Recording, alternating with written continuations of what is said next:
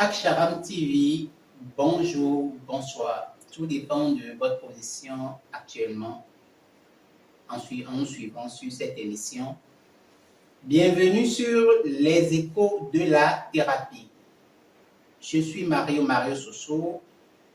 Nous avons déjà annoncé une animation régulière de cette rubrique avec notre invité habituel, Monsieur Maurice Awinde. Bonjour. Bonjour Mario, comment tu vas? Très très bien. Merci. Alors pour aujourd'hui, nous allons parler de la mission d'incarnation. À cet effet, nous allons, grâce à notre invité, M. Maurice, nous allons mieux comprendre qu'est-ce que la mission d'incarnation, pourquoi la mission d'incarnation et à quel moment la mission d'incarnation, tous les aspects où la mission d'incarnation rentre dans notre vie. Nous aborderons tous ces aspects avec M. Maurice Awinde. Rapidement, nous allons commencer avec la première question. M. Maurice, la mission d'incarnation, c'est quoi? Oui, bonjour M. Mario. Bonjour.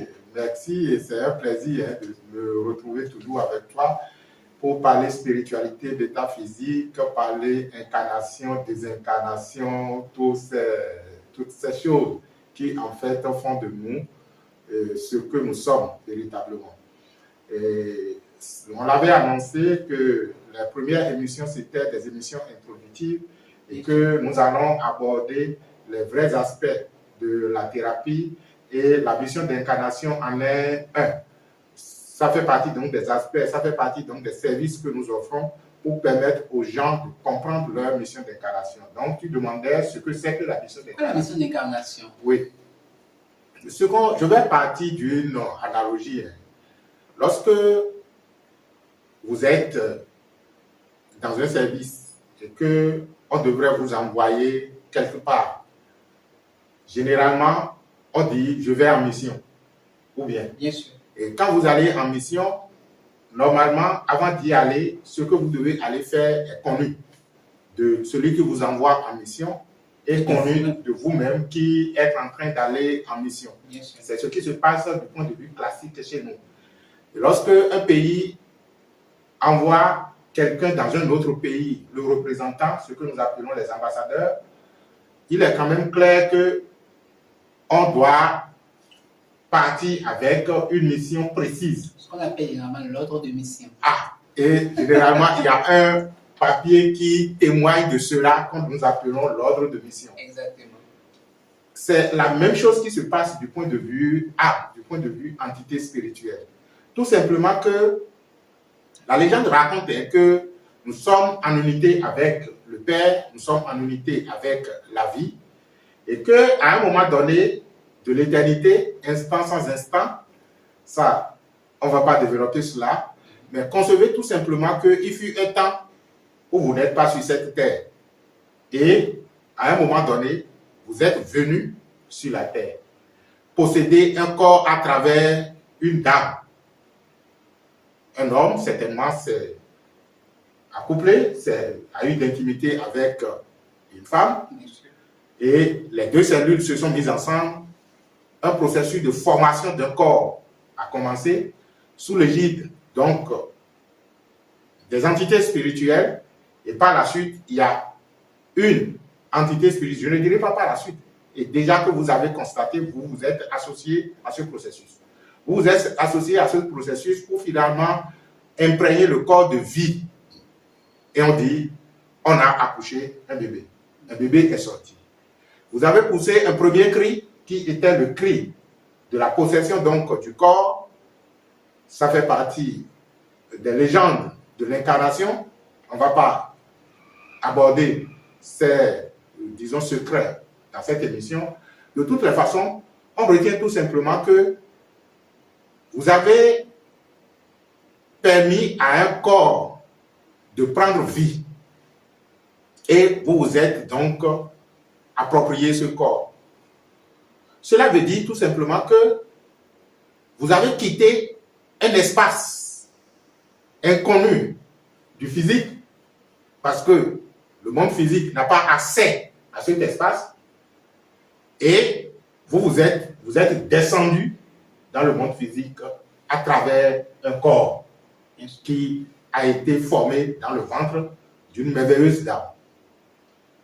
Et cela s'accompagne naturellement, c'est-à-dire que le processus qui vous a permis de quitter l'espace inconnu du monde physique et de pouvoir vitaliser un corps et de pouvoir donner vie à un corps et de pouvoir donc permettre donc à ce corps de vivre une existence sur cette terre, c'est ce processus que nous appelons incarnation.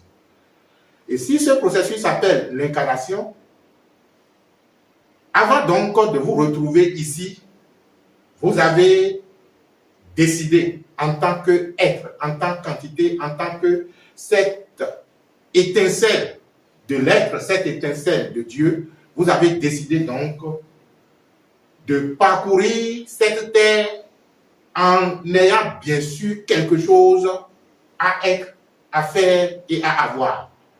Et vous vous êtes dit, voilà ce que je m'en vais faire. Vous allez dire, bon, voilà ce que je m'en vais faire. Cela veut dire que c'est moi-même qui me donne la mission.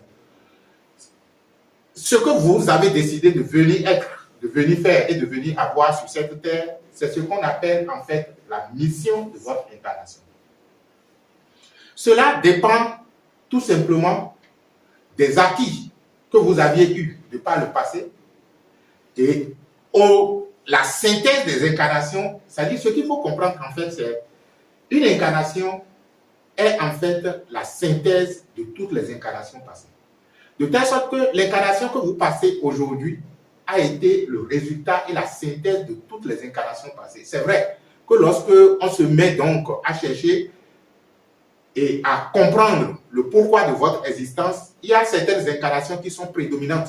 C'est-à-dire que vous n'allez pas vivre toutes les incarnations, la prédominance de toutes les incarnations en une seule incarnation. Et lorsque on veut déterminer votre mission d'incarnation, on s'appuiera naturellement sur votre existence actuelle pour pouvoir voir qu'est-ce qui en fait a fabriqué, je vous l'ai dit, cette existence.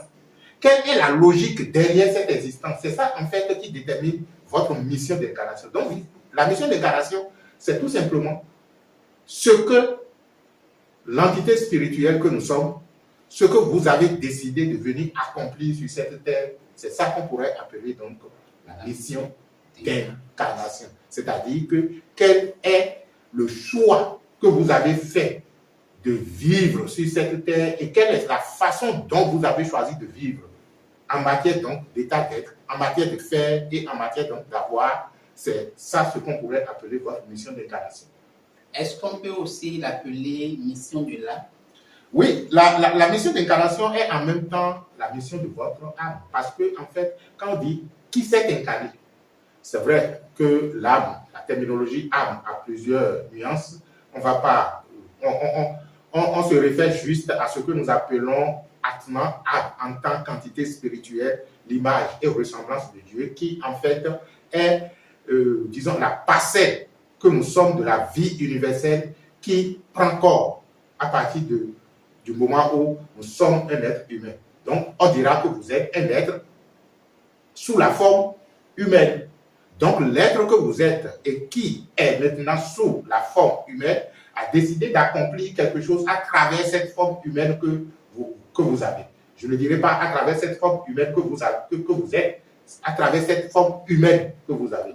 Donc, au-delà de l'humain, au-delà donc du physique, il y a une réalité spirituelle qui fait mouvoir le corps. Et c'est cette réalité spirituelle qui est l'être décidant donc de s'accomplir à travers la forme humaine et qui est en fait cet accomplissement est la mission d'incarnation. Donc, je me rappelle, parfois dans les églises ou au village, on dit quelle est ta mission sur la terre? Oui, en fait, c'est ça. Quelle est ta mission sur la terre? C'est quelle est ta mission d'incarnation? Quelle est la mission que tu es venu accomplir quand tu t'es incarné? Je pense qu'en expliquant le processus d'incarnation, on comprend que c'est partie de l'espace spirituel est venu se retrouver sur cette terre, c'est s'incarner. Maintenant, quelle est la mission en arrière-plan de cette incarnation? C'est ça ce que nous appelons la mission d'incarnation. Alors, l'autre question qui me vient tout de suite, oui. Mais pourquoi mission d'incarnation? Oui, la mission d'incarnation, c'est en fait, hein, de même que vous ne pouvez envoyer votre enfant dans un lieu sans but précis, la réalité universelle que nous appelons Dieu, que nous appelons, ça dépend de votre terminologie, que nous appelons la vie universelle, que nous appelons l'être universel, ne peut pas nous autoriser à venir nous balader sur Terre et finalement retourner. Ça n'aura pas de sens. Si c'était juste venir se promener, venir se balader, ça n'aura aucun sens de décider de venir rester dans un environnement qui, en fait, réduit même drastiquement notre potentiel spirituel. Parce que le corps est je vais dire, est un instrument qui réduit le potentiel spirituel de l'être. Donc, nous ne pouvons pas adopter un corps, nous ne pouvons pas posséder un corps, nous ne pouvons pas nous incarner dans un corps et ne avoir rien à faire. Mais ce que nous avons à faire n'est pas nécessairement ce qu'on nous dit que nous allons faire, justement. Parce que dès lors que vous venez et que vous avez des parents, vous avez des amis, vous avez des éducateurs et tout, ils ont tendance à vouloir vivre à travers nous, à travers vous. C'est-à-dire que le parent veut que l'enfant vive ses espoirs, le parent veut que l'enfant accomplisse ce que lui, il n'a pas pu accomplir, en oubliant bien sûr que c'est un être spirituel qui est venu à travers peut-être des matériaux que j'ai fournis, mais il devrait avoir lui-même aussi un plan avant de décider de venir ici. Donc le plan que vous avez, le plan que vous êtes amené à dérouler, c'est ça en fait qui fait votre mission d'incarnation. Voilà.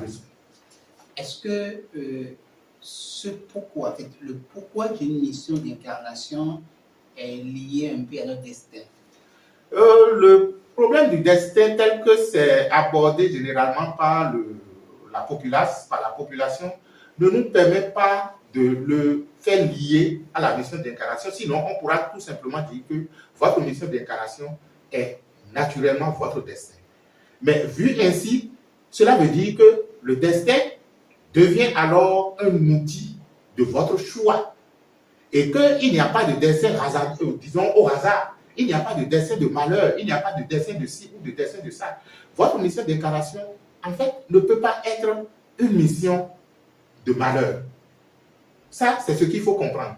Si, entre-temps, vous vivez votre existence et que vous n'arrivez pas à accomplir votre existence de façon merveilleuse, cela veut dire que vous êtes déjà en train de rater votre mission d'incarnation. Parce que l'être spirituel que nous sommes ne peut pas échafauder une mission, et que ce soit une mission de malheur, une mission donc de destin désastreux, une mission de ci ou de ça, où on pense même que ce désastre en matière de destin est figé. Non. Le destin est désastreux tout simplement parce que vous n'avez pas encore retrouvé votre mission d'incarnation. Donc, dès lors que vous rentrez dans votre ligne d'incarnation, il est totalement impossible que vous ayez un destin qui soit hasardeux, un destin désastreux, un destin de malheur. Non. Donc, si vous comprenez que votre destin est un choix, votre destin est le choix que vous avez fait de vous accomplir, là, on peut assimiler destin et mission d'incarnation. Voilà. Ok. Alors, dites-nous, qui a attribué cette mission d'incarnation? Est-ce Dieu qui a attribué cette mission d'incarnation? Pourquoi? On veut mieux comprendre. Bon, je vais répondre sur deux paliers. Le premier palier, ça, c'est le palier de la population où on pourrait dire, bon, il y a un Dieu qui attribue à chaque âme une mission. Admettons-le, acceptons, pour ne pas trop, déranger les gens. Mais lorsqu'on y voit de très près, si je suis l'image et la ressemblance de Dieu, Dieu ne peut pas m'attribuer une mission, Dieu ne peut pas m'attribuer un destin sans mon accord. Cela veut dire que si entre-temps il y avait un Dieu qui entre-temps attribuait des missions ou des destins, il ou elle, Dieu n'a pas de genre, l'aurait fait en commun accord avec moi. Donc on pourrait donc dire tout simplement que c'est moi qui ai choisi la mission et que Dieu a validé. Sinon, de façon ésotérique, on dira tout simplement qu'il n'y a pas de Dieu qui vous attribue une mission. Vous attribuez par vous-même votre mission. Vous choisissez votre mission. Et vous allez dire comment?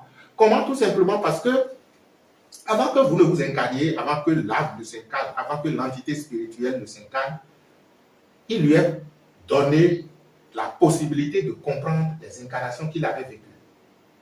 Et les incarnations qui l'ont marqué en fonction donc des choix qu'il avait faits pendant même qu'il était encore dans l'existence physique. Oui.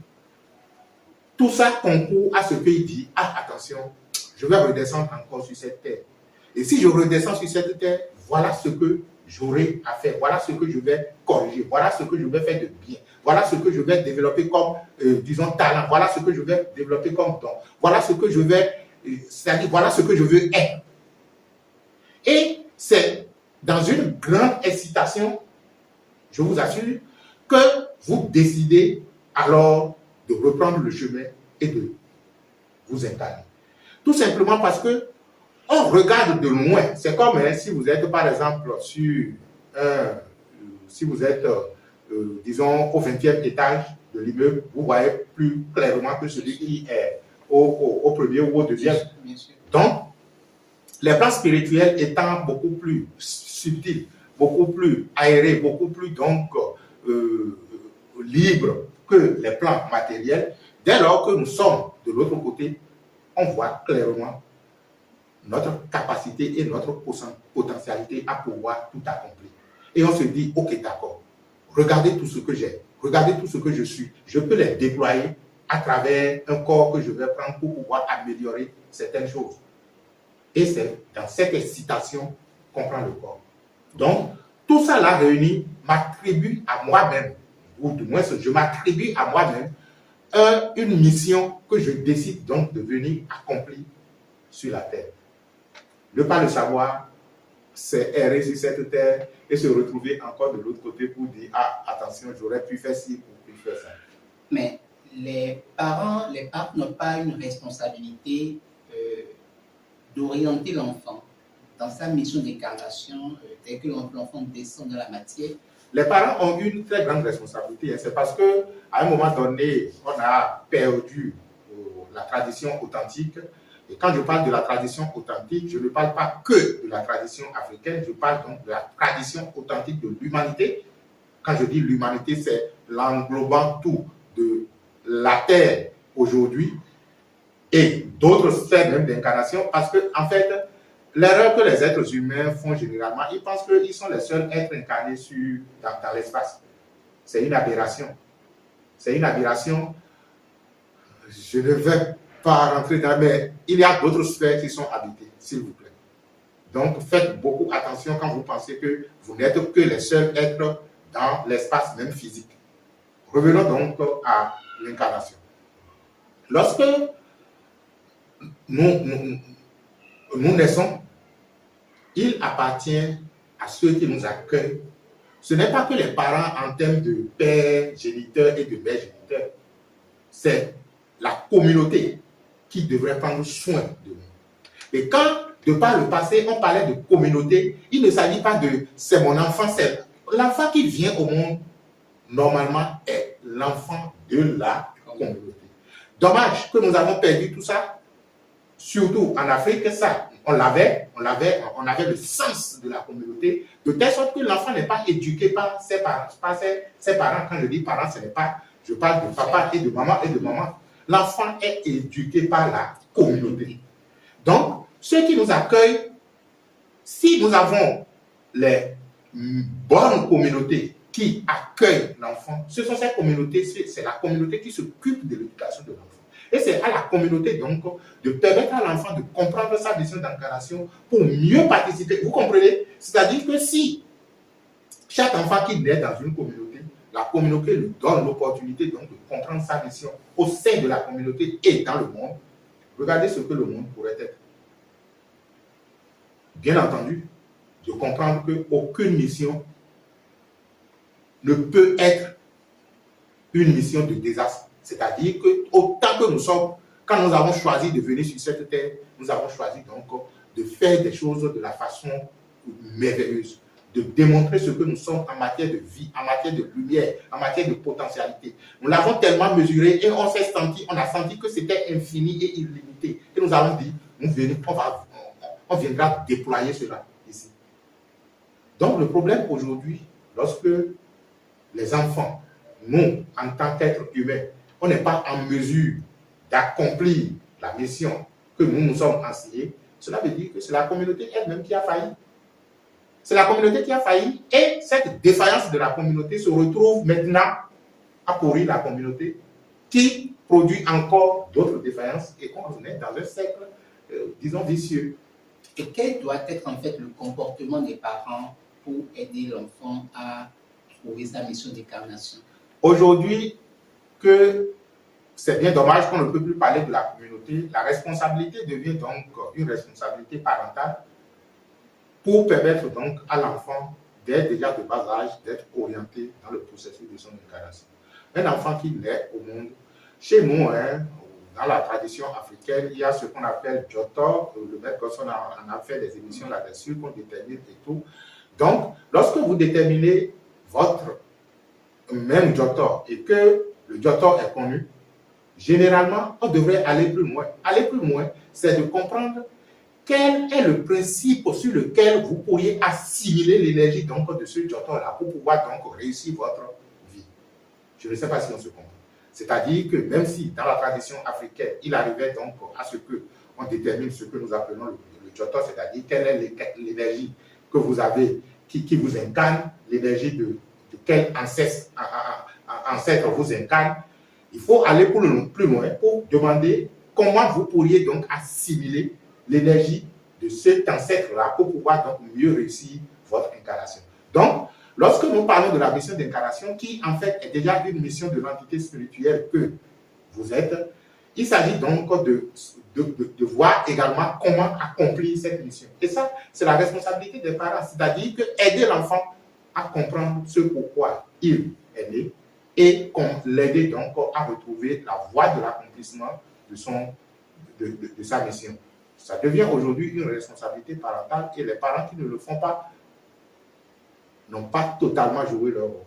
Parce qu'il est inconcevable qu'une âme vous choisisse, parce que ce n'est pas vous qui avez mis au monde des enfants, ça c'est encore des choses qu'il faut corriger. Ce n'est pas vous qui avez mis au monde des enfants, les enfants nous ont choisis pour venir au monde. Donc, c'est un privilège d'avoir été choisi par une âme pour s'incarner. Et il serait quand même judicieux de jouer le rôle de bout en bout pour permettre à l'enfant donc de découvrir ce pourquoi il est là et de pouvoir l'aider donc à l'accomplir. Nous remarquons souvent lors des cérémonies de sortie de l'enfant que parfois l'oracle annonce voilà un peu ce que l'enfant fera. Est-ce un peu une ligne de sa mission d'incarnation? Tout à fait. Une bonne cérémonie de sortie de l'enfant qui est faite, ce que nous lançons déjà comme service dès le début de l'année prochaine. Okay. On aura ce service-là. Je pense qu'on va y revenir. Vous devez écouter l'oracle. Écoutez l'oracle qui vous dit l'essentiel sur la vie terrestre de l'enfant. C'est un voyageur qui passe par ici. Mais pendant son séjour par ici, voilà ce qu'il est amené à faire, voilà les comportements qu'il faut éviter. Et déjà, à travers une cérémonie de sortie de l'enfant, vous pourriez déjà avoir une ligne directive de la vie terrestre de l'enfant pour pouvoir mieux l'orienter. Ce sont autant de choses que nous ne faisons généralement pas et on est resté dans une tradition occidentalisée. Tradition, je ne dirais même pas dans une tradition occidentalisée, parce qu'il n'y a pas de souche de l'humanité qui n'est une tradition véritable. C'est une erreur que de penser qu'il y a telle souche de l'humanité qui est désassée, qui n'a pas une tradition véritable. Le problème, c'est qu'à un moment donné, nous avons mis nos préoccupations matérielles au-devant donc des fondements spirituels, de telle sorte que nous avons coupé le pont entre une assise spirituelle de notre communauté, de notre origine et la vie existentielle que nous faisons, nous menons. Est-ce qu'il est tard, si je n'ai pas connu, si je n'ai pas eu la chance de grandir dans un environnement où j'ai connu ma mission d'incarnation, j'ai évolué, je me suis marié, j'ai eu des enfants. Est-ce tard de découvrir sa mission d'incarnation, de se positionner par rapport à ça? Non, je pense que dans l'existence, c'est vrai que ça se mesure en matière de temps, mais dans l'éternité et la vie, tout est instantanéité. Tellement instantanéité que vous pouvez découvrir votre mission à tout moment. Mais si vous ne le découvrez pas, les derniers instants avant la mort vous permettent au moins de découvrir votre mission. C'est vrai que là, ça fait un peu tard. Et c'est ça qui vous permet donc de capitaliser pour dire attention, si j'y vais là, je vais y revenir. Nous avons connu des gens, pendant qu'on faisait donc des travaux sur la détermination de mission d'incarnation, des gens qui partent et qui ne restent pas et qui reviennent rapidement. Tout simplement parce que pendant qu'ils sont en train de partir, ils réalisent qu'ils n'ont pas fait l'essentiel. Ils n'ont pas fait l'essentiel et ça leur serre tellement le cœur qu'ils se disent ah, attention, il faut que je revienne rapidement pour achever l'œuvre. Il y en a qui y vont et qui se donnent suffisamment du temps avant de revenir, tout simplement parce qu'ils estiment qu'ils n'ont pas bien assimilé la leçon spirituelle et il faut qu'ils aient du temps d'assimilation pour se repositionner. Donc, il arrive que vous constatiez tout simplement, pendant que vous êtes en train de vous décorporer, vous constatez tout simplement que vous avez raté la mission. Et c'est ce qui se passe dans la plupart des cas. Sinon, si on l'avait véritablement accompli, les derniers instants de la mort doivent être des instants de joie, des instants radieux, où on se dirait, je suis venu, j'ai accompli ma mission et je m'en vais. Mais qu'est-ce qu'on constate? On y va toujours avec un arrière-goût amer, avec, disons, du regret et tout le reste. Et il est rare de voir des cadavres souriants. Je pense qu'on finira par apprendre aux gens la meilleure façon donc de mourir. Là, ça permettra donc de comprendre la meilleure façon de vivre. Alors, donc vous offrez un service pour permettre aux personnes d'identifier, de connaître leur mission d'incarnation. Oui, ça c'est un service qui existe, qui est valable chez nous. Si vous estimez que vous voulez connaître votre mission d'incarnation et que vous voulez travailler sur la mission qui est la vôtre, vous pourriez éventuellement donc vous rapprocher de nous et on va vous aider à comprendre votre mission d'incarnation et tout ce qui y va avec. Parce que ce que je dis aux gens, il faut éviter généralement de prendre une partie des révélations de l'oracle. C'est-à-dire que lorsque l'oracle vous parle, vous estimez que voilà les parties qui m'intéressent et ça, comme c'est difficile, c'est très dangereux. Quand on vous donne des informations sur vous, il faut prendre la totalité des informations. Il arrive que on découvre par exemple, ça c'est des cas que nous avons vécu, que ceux qui se reconnaissent dans les exemples que je vais donner nous en excusent de toutes les façons. Je n'appelle pas leur nom et il y a beaucoup de personnes qui demandent si ou ça. Donc rien ne prouve que c'est même véritablement vous. Vous découvrez par exemple que une personne décide pendant qu'il est de faire la promotion par exemple de la paix. Et pourquoi? Tout simplement parce que généralement, lorsque nous demandons quelle est votre mission d'incarnation, on va plus loin pour demander qu'est-ce qui justifie la mission. Parce que vous ne pouvez pas choisir une mission au hasard. Quand on demande quelle est votre mission, on demande ce qui justifie, sur quels sont les fondements de cette mission. Et une scène, par exemple, insignifiante,